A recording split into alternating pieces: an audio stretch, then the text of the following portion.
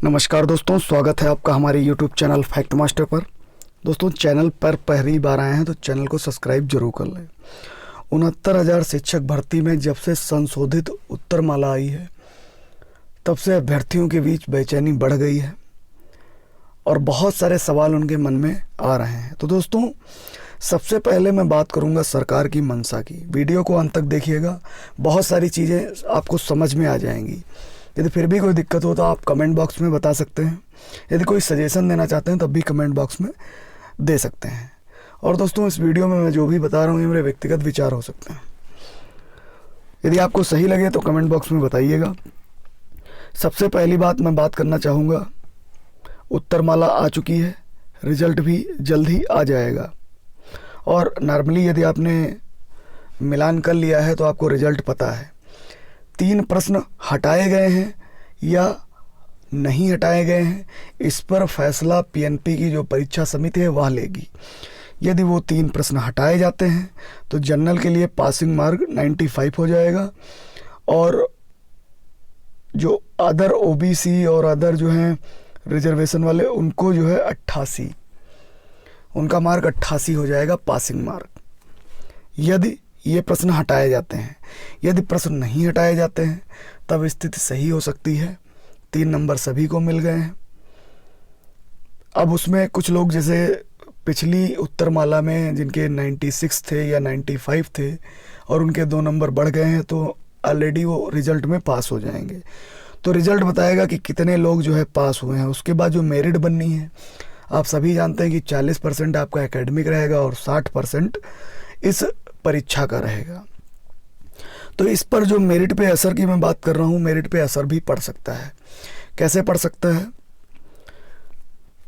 जो विवादित प्रश्न हैं उन पे कोई भी निर्णय नहीं लिया गया है, जिन पे सर्वाधिक आपत्तियां थी, तो जाहिर सी बात है मामला हाईकोर्ट में जाएगा। हाईकोर्ट उस पे क्या करता है, क्या डिसीजन लेता है, ये देखने वाली बात हो सकती है। हाँ, ये भी हो सकता है कि हाईकोर्ट में जितने अभ्यर्थी जाएं उन्हीं को कह दिया जाए कि भाई इनको जो है इतने जो है इनको आगे परीक्षा में शामिल होने का मौका दिया जाए। या फिर ये भी हो सकता है कि हाईकोर्ट कुछ प्रश्नों के उत्तर बदल सकता है, कुछ प्रश्नों पे कॉमन नंबर दे सकता है, तो वहाँ से भी जो है लोग पास हो सकते हैं और जो संशोधित रिजल्ट आएगा उसमें वो पास हो जाएंगे। प्रक्रिया हाईकोर्ट की है तो लंबी हो सकती है, जितने दिन जो है हाईकोर्ट में मामला चले इसको लेकर के। लेकिन इतना तय है, यदि उत्तरमाला में हाईकोर्ट के द्वारा फेरबदल हुआ तो निश्चित रूप से जो 69,000 शिक्षक की भर्ती है उसमें वो लोग पार्टिसिपेट करेंगे। यदि संशोधित रिजल्ट में यदि वो पास हो जाते हैं तो उनको भी जो है हाईकोर्ट अनुमति दे देगा कि 69,000 भर्ती में ये लोग भी आ जाएं। दूसरी बात, सरकार की मंशा क्या हो सकती है दोस्तों, ये पॉइंट यहाँ पे बहुत ज़्यादा इम्पोर्टेंट हो जाता है। सरकार, आप देख ही रहे होंगे कि सरकार ने सुप्रीम कोर्ट में कैविएट दाखिल कर दी है। बीटीसी अभ्यर्थी हैं, उन्होंने भी कैविएट दाखिल कर दी है। दोस्तों, कैविएट की अगर बात करें तो कैविएट वह होती है जैसे कोई मामला सर्वोच्च न्यायालय में जाता है और वहाँ पहले से कैविएट पड़ी होती है। तो होता क्या है कि जिस भी पक्ष ने कैविएट डाली है उसका भी पक्ष सुना जाता है, फिर कोई आर्डर सुनाया जाता है। कैविएट का ये सिस्टम होता है कि उसका भी पक्ष सुना जाए, तत्पश्चात आर्डर सुनाया जाए। जैसे जो हारा हाईकोर्ट में हारा पक्ष है वो जाहिर सी बात है सुप्रीम कोर्ट में जाएगा। चूँकि सुप्रीम कोर्ट में सरकार की और बीटीसी अभ्यर्थियों की कैविएट पहले से दाखिल है तो इन दोनों का पक्ष भी सुना जाएगा, उसके बाद ही कोई उस पर आर्डर दिया जाएगा। तो दोस्तों, ये एक विधिक प्रक्रिया होती है कि अगर मान लो कोई सुप्रीम कोर्ट आता है तो उसमें जो है कैविएट दाखिल करने वाले का पक्ष सुना जाए। सरकार ने कैविएट दाखिल कर दी है, हो सकता है ये मामला सुप्रीम कोर्ट में भी चले, आगे खींचे। लेकिन यहाँ पे सरकार ये चाहती है, यहाँ पे थोड़ा सा सावधान भी रहना चाहिए अभ्यर्थियों को कि सरकार 69,000 शिक्षक की भर्ती चाहती तो है, लेकिन केवल 1,000 लोगों को नियुक्ति पत्र दे दे या 5,000 लोगों को नियुक्ति पत्र दे दे, उसके बाद मामला फंस जाए, ये चीज़ें नहीं होनी चाहिए। 69,000 शिक्षक की भर्ती यदि सरकार शुरू करती है तो उसको लास्ट तक निश्चित रूप से 69,000 पद तक। जैसा पिछली भर्तियों में आप देखते आए हैं, 68,500 में भी पद काफ़ी खाली रह गए। और सरकार की मंशा रहती ये है कि जल्दी से जो है नियुक्त पत्र बांट दिए जाएं, और नियुक्त पत्र बांटे जाएं तो शुरू के कुछ लोगों को नियुक्त पत्र मिल जाता है, बाद के लोग जो है कोर्ट में संघर्ष करते रहते हैं। ये चीज़ें नहीं होनी चाहिए। तो सरकार यहाँ पर नियुक्त पत्र बांटना चाहती है। सरकार के स्टेप आप देख ही रहे हैं कि 3-4 दिन में सरकार ने बहुत ज़्यादा स्टेप लिए हैं। तो ये स्टेप कंटिन्यू रहे सरकार के, तभी ये 69,000 शिक्षक भर्ती जो है पद इनके भरे जा सकते हैं। यदि सरकार मात्र 1,000 लोगों को नियुक्त पत्र बांट कर वाहवाही लेना चाहती है तो यहाँ पे जो है एक धोखे वाली बात होगी। ठीक है, तो यहाँ पे ध्यान देना है। समय समय पर जो भी अभ्यर्थी 69,000 शिक्षक भर्ती में सेलेक्ट हो रहे हैं वो निश्चित रूप से सरकार पे दबाव बना के रखें कि यदि वो नियुक्त पत्र बांटती है, चूँकि ऑनलाइन काउंसलिंग करवाने जा रही, कह रही है कि ऑनलाइन जो है नियुक्त पत्र बांटने जा रहे हैं, तो निश्चित रूप से ऑनलाइन नियुक्त पत्र बांटे जाए तो जो भी लोग मेरिट में आ रहे हैं तो बहुत ही आसान हो जाएगा कि ज़्यादा से ज़्यादा अभ्यर्थियों को नियुक्त पत्र दे दिए जाएं। यहाँ पर केवल 1,000 या 500 लोगों को नियुक्त पत्र बांटकर वाहवाही बिल्कुल नहीं जो है लूटनी चाहिए सरकार को। तो यहाँ पे इस चीज़ का ध्यान रखना है। मान लो मामला सुप्रीम कोर्ट जाता है तो दोस्तों सुप्रीम कोर्ट में एक तरफ मामला चलता रहेगा, जो भी डायरेक्शन आते रहेंगे उसके अकॉर्डिंग भर्ती होती रहेगी। दूसरी चीज़, मेरिट पे का असर क्या हो सकता है दोस्तों? जब हाई कोर्ट में संशोधित उत्तरमाला और जो आपत्तियां लोगों ने जताई थी, लगभग 8-9 प्रश्नों पे आपत्तियां हैं जो थोड़ा सा लॉजिकल लगती हैं, उन पे यदि हाई कोर्ट 3 नंबर या 4 नंबर देता है तो जो अभ्यर्थी पास होंगे उनके लिए सरकार की क्या व्यवस्था होगी? दोस्तों कहीं ना कहीं जो अभ्यर्थी हैं वो बहुत ज़्यादा चिंतित हैं। जैसे मान लो शुरू के 1,000 लोग मेरिट में आ गए, ठीक है, या फिर